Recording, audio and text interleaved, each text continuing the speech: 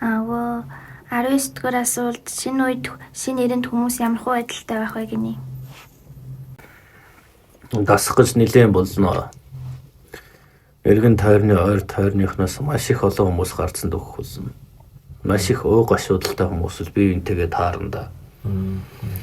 Тэр хямралаад авч байж шинэ цаг үеийг бүтээнэ. Их хядлагч гэж нэрлэж болно. Шахаал гэдэг байгаа болохоос их хядлага явагдана. Тэр болгоны хайртай ойр дотныхны өвхөл хүнийг бол амьдаар наснаас өөрсдөө мэдрэмжээр дүүрэн байх болно. Тэр болгоныг мартаж чадахгүй шүү дээ хүн. Тэгээд арай хийж тэрийг ангааж тэсвэрлэж гарч байж шинэ нэрнээ үзэх ёстой. Уг нь бүгд тэнцэх боломж байсан. Энэ ертөнцийнхэн бүгд гэхдээ чадхааргүй төвснийхэн байна гэдгээ баталчихсан. Хэд их чанаргүй болсон сүнсээр яах вүлээ? Дээрээс нь альбид тижээ, дээрээс нь элдэг хүчийг тижээ. Тэр цэвэр сүнсний эрчим тэнгэртээ очихгүй шүү дээ. Үйлчлэхгүй байвал яах вэ? Илүү өрсөлдөгчөөр яах юм? Цөөсөн дээр биш үү?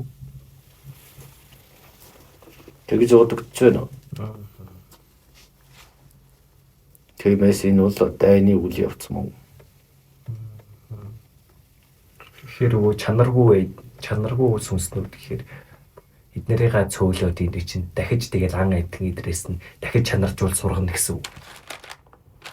Зайлшгүй тохиол хүний сүнсний эрчим дээрч хэрэгтэй учраас үү. Нэгэн дээрээс илгээгдэж сүнс нь хөрст газар ирж байна гэдэг чинь доороосоо бас дээш нь тэтгэх юм өгөх ёстой болж байгаа юм. Тэрийг завсар дундаас нь ай гэд элдв явуулаханд нөгөөд хар яах вэ? Хяналтаа алдахгүй тулд цөөлхөл замыг сонгоно шүү дээ. Энэ цөөлөлтөнд маш олон хүн өртөх болно. Ямар нэгэн байдлаар дор бүрнээ мэдэрсэн л байгаа. Өөхөх ийм амархан гэж үг гэж бодогдол хажууд нь сахиж байгаа. Хүмүүс ч өвөө харахад маш уур бачууралтай болцсон байлээ. Нарахгүй шүү дээ. Шөнө нь унтах гэхээр чи удахгүй өөхөх болно гэдэг. Угаас би энэ тэгж хэлээд байгаа. Тийм байхад шөнө унтахтаа хүртэл тийм тарчлаантай. Өдөр нь ажил алуугээ дарамттай. Ийм байхад хүн бачууралгүй яах вэ? Тэд нар хоосорч дуусч байгаа учраас хурдан хөтлж байгаа. Эд эрхтнүүд нь доголдож байгаа юм шүү дээ. Амьд өгтлүүд. Гэж нэрлсэн ч болно. Хүн явж байгаад тийм зомби шиг болох боломж байгаа юм болов уу? Хонрын амьдсан тэр чигээр л тийм шүү дээ. Ингээд дулааныг твчих чадахгүй болохоор оройн унтангуудаад бишээ өглөө нь унтангуудаа оройн гарч ирээд идэг. Цус орогч юм биш үү? Оройн амьдлаа мардаг. Зомби гэхэр нэг эхлээд тахал гардаг тий. Тэгээд тахал гаргах учраас хүмүүс ч болоор оюун санаа нь галзуурсан мангасууд болж эхэлдэг гэсэн. Тахлын өвчнөр. Тэгээд энэ дондоо тийм хүмүүс байна шүү дээ. Тэгэхээр яг тийм юм байх биш. Яаж эднэртэй хүчин начлаа олж үзэлцэх вэ гэдэг юм дээр баг. Нэг кинонуудад ялгаа толгойн тастангууд тэгэд бүрмөс өгчдөг юм. Тэгээд толгойн тастаж таачингууд. Тэгэл оролдоод үз.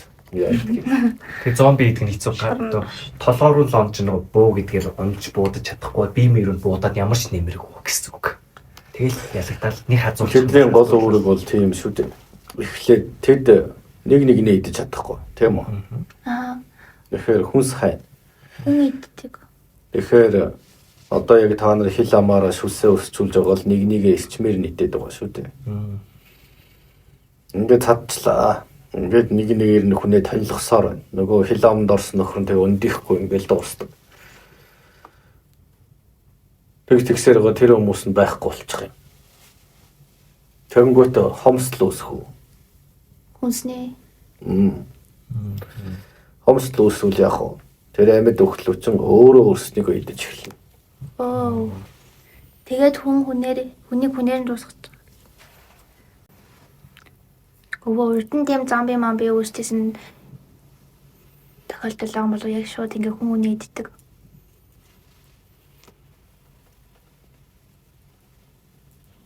Гүү за яах вэ? Бүр хуучин. Байсан. Хөө. Өмнө нь хар хүчнийхэн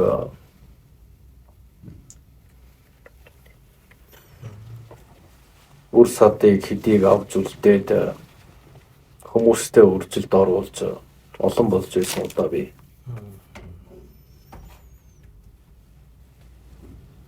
Зөвхөн тэдний хүний махаар тэжээдэг. Тэгжөөж ирч хүчээс илвдэг. Харин эмэгтэйчүүдийг нь үржилд ашигладаг. Тэр хэвлээд байгаа хар хүчний өрс нь төрөх цаг нь болохоор өөрийнхөө ихийг иддэг.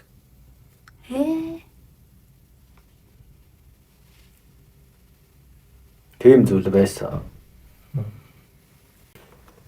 Өө эднийг яаж дарсан юм бол? Амар хүчтэй юм бэл. Хүмүүсийг маш олноор нь тэд огцом хүчээ нэмсэн. Маш их ч үрдсэн. Таарсан болгоно алж чадаж дуусгасан. Тийм учраас тэр дайны талаар тэмдэглэл өөрчилдөөгүй. Тэнд улс орон байсан ч тэднийг бүгдийг хүс тэмдэрсэн гэсэн үг юм. Харин энэ амьсгалтай зүйлийн эсрэг одоогийн Монголын өвөг дээдс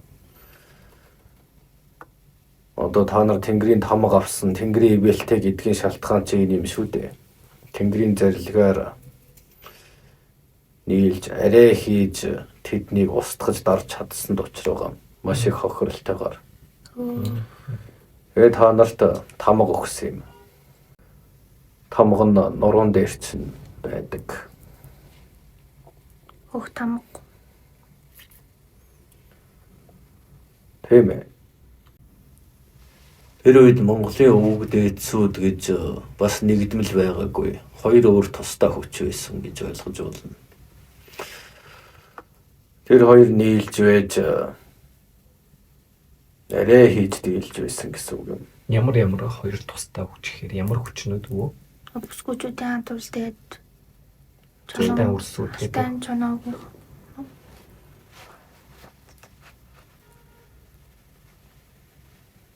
Заавал эзний бичсэн.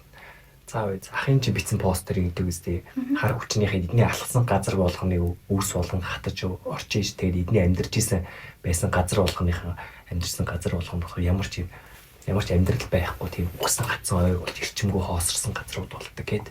Тэгээд энэ хар хүчнийхний хэрвээ устгахчих юм бол энэ дээр чинь устгасан зөвлөс нь эргэж гол ус ой мод гэдэг эдгээр нүр хад ихэлдэг гэд.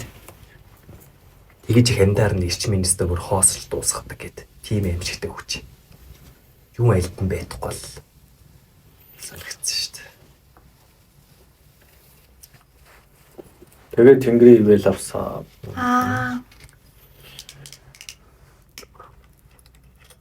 Тэгэхдээ одоо ивэлээ мартаж байгаа нэг юм да.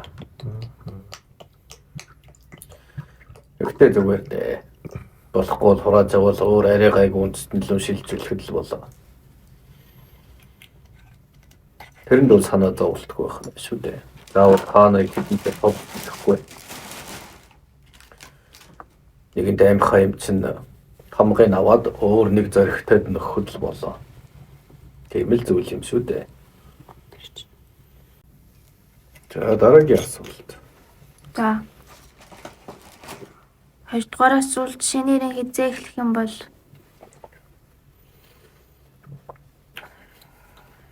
эхлэхийн тулд их хядлага болно гэж өвөн хэлсэн шүү дээ.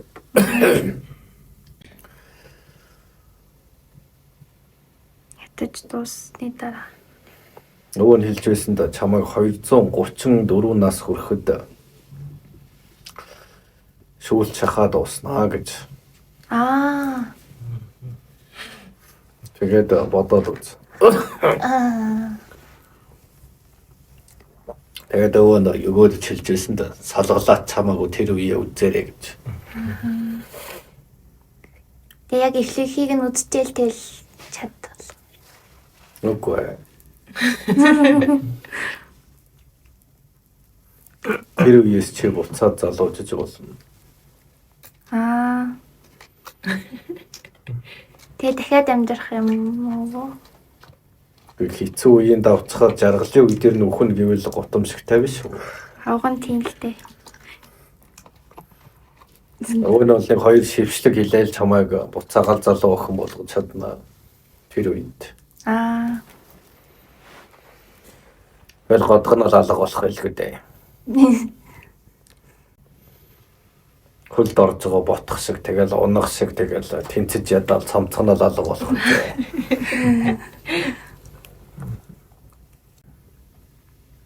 За дараагийн. За интимид. Өөрийгөө 25 дугаар асуулт өөрийгөө танин мэдхийн тулд ямар алхмууд хийх вэ? Тэр өөрийгөө таниагүй гэж үү?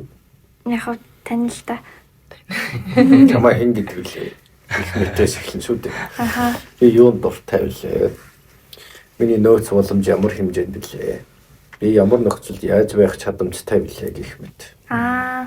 Тэгээд миний сайн муу тал юу вэ? Би ийм цаг үеийн ороо босхоо үед өөрийгөө яаж авч чадах вэ? Би бусдад тэр дараа болж чаддаг хүн үү эсвэл үгүй юу гэх мэт. Бусдад эерэг талыг өгч чаддаг уу эсвэл бусдад ашиглуулдаг хүн үү гэд. Олон талаас судлах хэрэгтэй болно доо. Энэ болгоныг хэн нэгнээс сонсоод ч хүлээж авдаг юм биш. Энэ болгоныг чи өөрөө үзэж туулж туршиж байж туршлагыг бий болгоно. Аа. Тэгэхээр энэ бол зөвхөн хүн өөрөө хичээх зүйл байна. Тэрнээс хэн нэгнээр чи тийм хүн, чи ийм хүн гэж хэлүүлж байгаа бол тэр хүнд оюун ухааны хэрэг байхгүй. Тийм байна уу? Намайг тэгж хэлсэн. Тийм учраас би тийм байх ёстой гэвэл бүр тэр бол зүгээр л мал юм байна. Малнаас стори юм байна гэж ойлгож шүү дээ. Нөгөө юу лээ? Гайдал юм байна гэдэг чинь үү? Тийм билүү та нар чи ялаатай төстэй гэсэн. Самгчин, Сармөгчин, банан, гайдал. хулгана гэж байгаа. Нөгөө гурав нь бол тархитай юм байна. Бас нэг хулгамд ингээд чи туулаа шүү гэхэд тэр арайч тийхгүй хулганаараа л байх нь ойлгомжтой. Тийм байна уу? Тийм.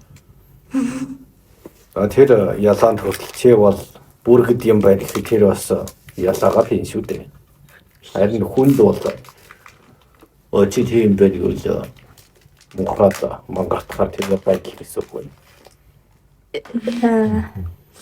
Эдлэг яг нэг бол ийдэн шүү дээ. Идүүлэх зориулттай зүйл шүү дээ.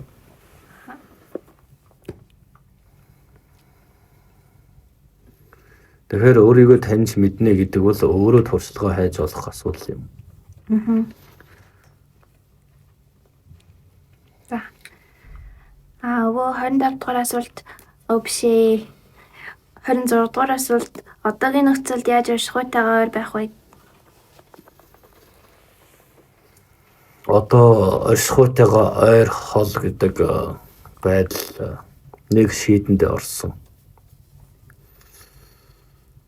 Ямар Энд байгаа хүмүүс ойр байх санаа бодлого байгаа. Тийм биз. Ухан, зөөн, зарна тэрүүгээр нь хоол авч идэн амьдрын. Арихун. Нэргэн. Тэрнээс тэр маргаашийн үр хүүхдийн ирээдүйд хэдэн чухал биш гэдэг нь ойлгомжтой. Тэгэхээр хизээнэ тэр явдаг замаараа явцсан байна. Зам салсан. Энэ зам хоёр өөр замаар явж байгаад хизээч уулзна гэсэн үг биш. Нэгэнт бүх зүйл болоод эргэжлээ. Зам салахыг улаач мэдээд өгдөөр айлдуул сануулж наа замаараа битгий яваа. Энэгээр явах хэрэгтэй гэдэг хэлсээр цөхөрсөн. Нэгэн тэр хүмүүс найрлаа тэр замаараа ингээд яваад бараагүй алга болчихлоо. Тэгвэл улаач салсан замаараа өөрийнхөө замаар л явна шүү дээ. Тийм. Тэгэхээр тэдэнд санаа зовох шаардлагагүй болж байгаа.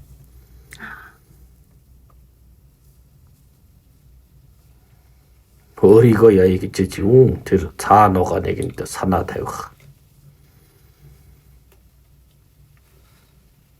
болж байна. Тэрнээс салаа замын эцэст өөрөө хүлээгээл зогсоод байгаа юм биш байх нь шүү дээ.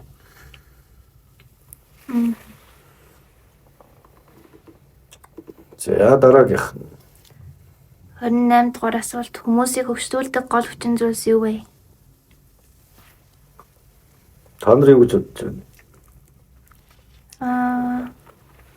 Нэр карма. Хармоо бодол Нэг сордог хүч байна. За, сордог хүчээ сонсъё. За тийм. Хин дуулах хөвгттэй. Нэг идэхгүй юу ч гэсэн л нэг мэдхгүй юусэн ороогоод бол ирдэг. Ороогоод бол ирдэг. Тэгээ нэг бачууруулж нэг илтэг янз болох гээд үзэн штэ. Тэр бас бачуулах гээд үзэн. Тэгээд яг уу эднийхэр тэгэд яг энэ үед нь болохоор юм хит уурлаж бачуурах ч юм уу хүмүүсийн зан авир байдлыг харж уурлаж бачуурлаа гэхэд бол ингээд маш их сорогдоод ярьдаж тамиртаад байх жишээ. Хамгийн энгийнээр бол тэгээ бас эдний арга залинж дийлдэггүй дээ. Хэрвээ гайгүй ирч хүчтэй хийгээ хадгалаад байгаад байх юм бол хөөх бас унах бас хөөхний тохироог нь бүрдүүлээд байдаг юм шиг. Би ямар харж үтсэн биш зүгээр л таамаглахаас мэддэггүй. Тэгээд Нос овоо харьцч үтсэн өрөөгөөд. тэгээд нөгөө альбин гэдгийг чинь жишээ нь сорж авах хүчийг бас ингэж яг би таньж мэдж ингэж болж байгаа байхгүй ямар шууд харах биш. Би зүгээр тайван байж илаа. Нэг өөрлөж буцаалах шаардлагагүй. Тэнгүү чинь жоохон баг зэрэг сэтгэл тавгууруулах зүйл байлаа гэхэд би энгийн байгаа үедээ нэг ямар дургуутсах ямар хандлагатай байлаа гэх чинь албаар энэ дургуутж байгаа зүйлийн хүчийг нэмж нэг нөлөөлөх гээд байгаа гэж санагдаж байгаа байхгүй юу? Тийм бол энэ зүйлдээ бол альбингийн нөлөө орж ийн гэж үзэж болно. Би бол энгийн тайван байх үедээ бол иймэрхүү байдаг, харьцдаг хийж байгаа чинь хит их юм дургуутсах, уурлах юм уу гэж нэг дотоод юм их хит ингэж хитээдэж өдөөдөж өгч байгаа бол энэ бол альбингийн л. Тийм учраас ийм юм да автчих юм бол за тэгэл нэг бинд наалтчаал тэгэл нөгөө сарж өгөх гэж ядаргатай шүү дээ. Эсвэл нөгөө наалтад болохоо болцсон байх юм бол ухамсараараа л өстө шийдэндээ. Угаасаа тийм хараа юмар нь бүрхээд явж байгаа юм чи бас дотроо бас нэг амьтны төрөл зүйлээс нэг тийм арай нэг оюун ухаантай төрөл зүйл юм чинь сайн зөв зүйл гэдэг чинь ийм зүйл гээд ийм зүйл дээр ингэх ёстой гэдэг юм уу? Өстой сонголтын асуудал болох бах та. Цэвэр хүн дээр альбин наалддаггүй юм. Аа. Тэгэл ойлгочих. Хүүхдийг альбин ороод ирсэн түүх байхгүй. Харин насанд хүрэхчдийг бол ороодог зүйл бий. Цэвэр хүн цэвэр бос хүнийг ялах ганц л арга нь. Альвитай нөхцөн хүн үү? Үгүй юу гэдг нь тодорч харагддаг байх нь шүү дээ.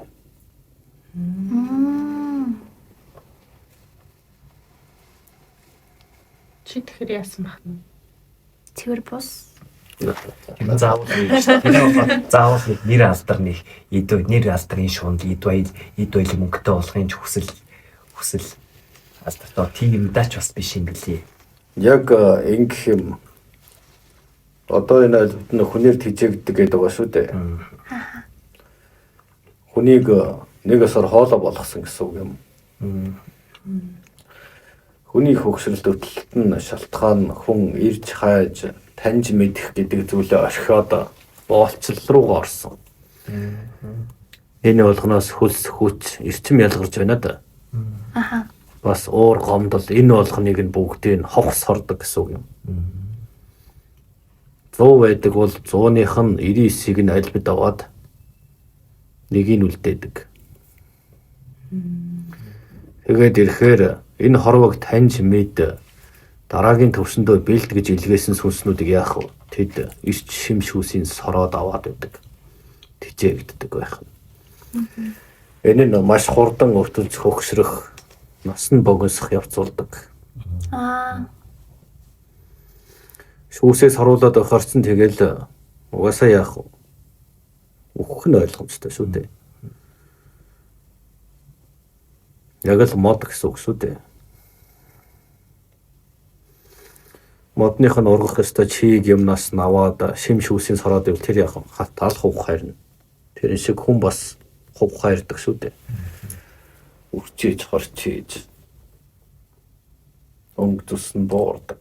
Тэгэхээр хөгшрөл гэдэг бол юу байх нь вэ? Жам биш юм.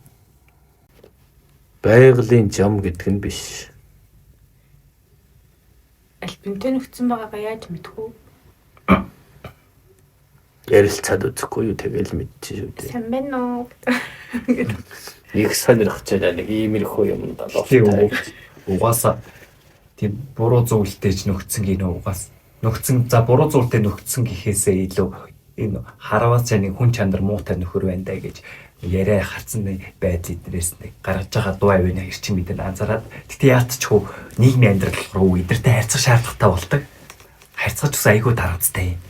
Зүгээр харьцахад хүртэл өөрийнхөө ярихад үрд ирч хүч тийхээс соруулаад байгаа юм шиг тэр хүн дээ. Гос хоролцож соруулж байж л хамгаалт үүсэн шүү дээ. Би нараас ч ингэж байдаг их хоромч нөө айлгууд ч хүчээ нэмсээр л байна. Хөгжөөд байдаг. Чи болохоор өөрийгөө түгжээл өдөр хоногийн өнгөрөөсгөр байгаад нэг өдөр гармаар санагдаа гарлаа гэж бодъё.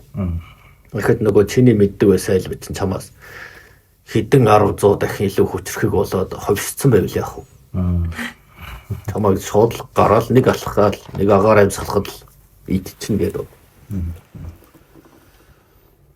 Тэгэхээр энэ бол өрсөлдөөн байх хэрэгтэй зүйл болж байгаа. Гэтэ юу за яг хуу энгийн хүний үе заах үү альбитад нэгэсэндээ альбитаа нөхдөж гин гэхээсээ илүү нэгэсэндээ орыг ашиглуулж байна.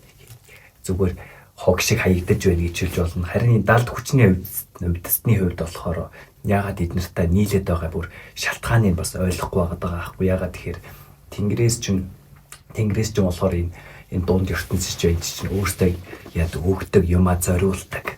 Бараг тэрнийхэн би хариуг нь бараг нэхэд байжсэн тохиолдлыг ч бараг мэдэхгүй. Газар усны эзэдэн ч адилхан ивэдэг тэр ганц хүн ч биш наан антад бүх зүйлтэй нэгж явдаг. Айлхоор энэ хөгжил дэв сайн сайхны төлөө яадаг. Өөрөөсөө хүртэл илүүчилж өгөөл байдаг. Тэгэхэд альбит гэдэг нь болохоор юу? Зүгээр л яадаг. Дундаас нь интерес нь яачин дээд хүний сүнсээр нь хоослоод өөрсөндөө л аваад хүчээ тэгээд өөртөө буцааж ингэ зарчуулж байгаа зүйл бол байд юм уу? Байхгүй. Тэгээ тийм зүйлтэй нэгжин гэхээр бол өөрөө тэнтүүл байгаа юм л да. Одоо тэгэл Монголынхны амьдралаа л хар. Хамын тогоол гэсэн үг.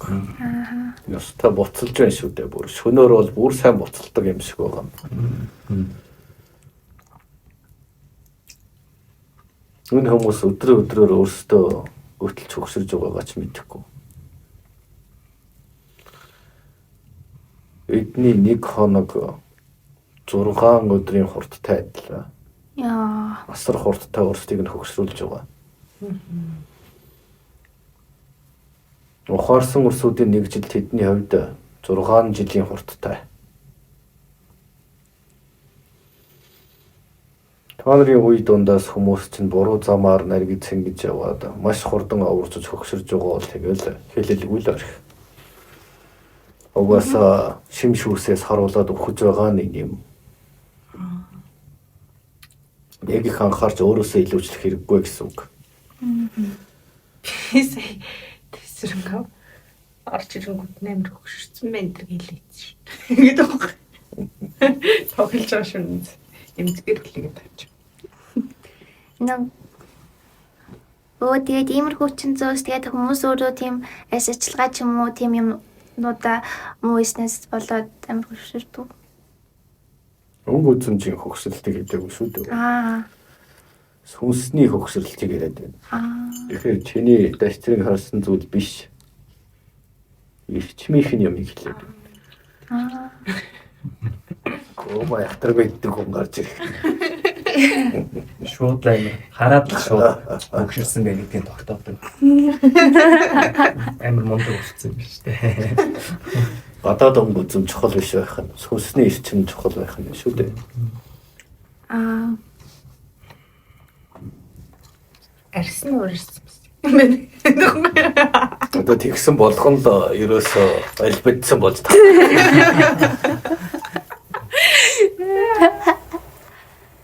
Юу тэгсэн байсан бол чи үгснээ яриад байгаа юм гээл би чамаа стор дотроос буцлаад цохиач байгадаг байсан. Тэр тийм байсан байлынх нь бас нэг альбинд босч ирэх байсан байх нь дээ. Тэгэхээр тийм байхгүй. Тэгэхээр сүнсний зүйл нь явандаа ингэж илэрдэг. Тэр үед та нарын нүд бол байн харсаргаа дасцсан байдаг баг.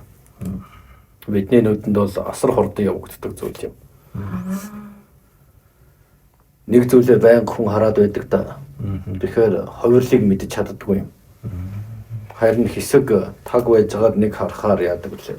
Чи тийм болсон байд, ийм болсон байд гэдэг шүү дээ. Тэгэхээр энэ ялгах арга барилыг өгöd үдэлж чадна. Өөр хийж чадахгүй. Тийм. Улаач байсан ч чадахгүй. Тэгээ ахын үед бол тийч амир бие махбод нь тийч маш хурдан тамирдж байсан үйл хятадын эсрэг зангуул бид харж байсан. Хүмүүсийн хамаг энэ өвчин зовлон эднийг би энэ дээрээ хурааж гар зовлохж авч жагаад урагшин шидээд яа. Тэр үед бол стовер ахвал би анзаарч исэн мөрчсэн. Маш их би энэ өвдөж байсан, тамирдж байсан ахвал. Тэгээд тэр мөр бол нэгэнд гавьяагүй шүү дээ. Тэгээд ахвал харж ирсэн би энэ өвдөд байгаа юм. Тэгээд дараа хийж явах нь хингэрэг нь хааграад хариулах нь ирэхгүй за гайгүй дээ гэд хилээд дараа сараас нь ихэд бол бүр өмнөх өстой хор шарандаа өстой өмнөх сард хийснээсээ бүр давуулаад үр дүнгээ гаргачих. Өстой тэр нөө ир зоригийн нэг шандас шалгуур гэдэг байсан бол тэрийг өстой өөрөө залуу нас гэж ойлгочих. Цус омог эд биертэй үедээ нэг тэгж үзэх зүгээр байдаг юм. Нэг гал руу ороод буцаа гарч ирж байна. Одоо бол хашир суусан. Дими юмд оролцож хүчээ гардахгүй шүү гэдэг төвшөндөө болсон шүү дээ. Энэ бол туршлага юм. Бас тэр үеийн ач гавьяаг дуусгах юм ч байхгүй. Тийм ил өөрийгөө зовоосон гэж өөрт нь ойлгуулсан. Тэгэхээр дахиж өөрөө бол хизээч ийм зүйл хийж болохгүй юм байна. Энэ хүмүүс ойлгохчгүйгээд хойшоо сууж эхэлж байна шүү дээ. Аль тийм л хашир болгочлоо. Гэхдээ өө амир юм бэ нөө. Нэг тийм үйл хийлэхэд яалтчгүй тэнгэрээс нь ч юм уу заавал тэрний дарах хүчин заавал эрхийн амир илүү давсан хүчээр бүр амир. Амир байсан. За асуултуудаа энэ хүргээ дуусгачих. За. Дараа нөгөө нөхөд айлдаад бай да. За.